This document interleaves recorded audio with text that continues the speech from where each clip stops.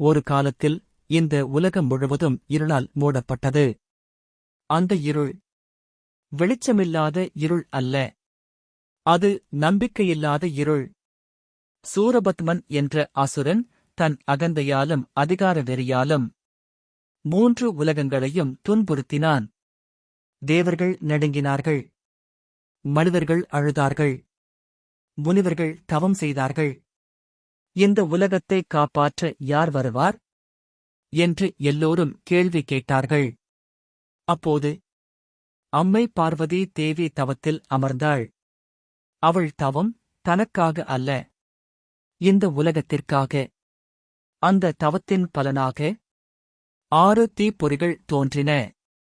அவை கங்கை நதியில் விழுந்தன. கார்த்திகை பெண்கள் அந்த 6 தீப்பொறிகளை வளர்த்தார்கள். அந்த 6 குழந்தைகள் ஒன்றாக இணைந்தபோது 6 முகங்களுடன் 12 கைகளுடன் ஒரு தெய்வ குழந்தை பிறந்தான். அவனே கந்தன், முருகன், சுப்பிரமணியன். குழந்தை முருகனின் முதல் பாடம்.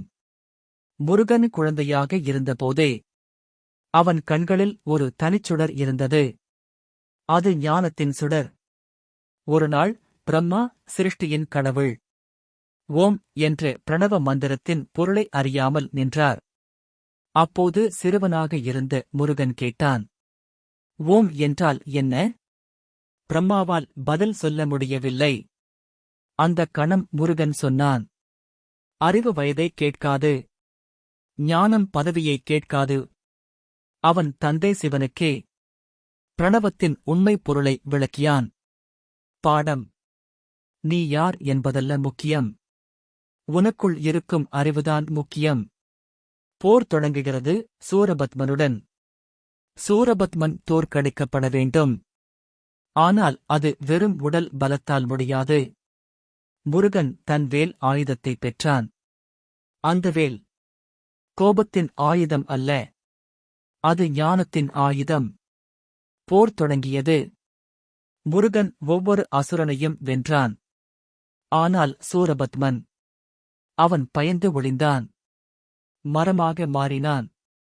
பறவையாக மாறினான். அப்போது முருகன் வேலால் தாக்கினான். அசுரன் 2 துண்டுகளாக ஆனான்.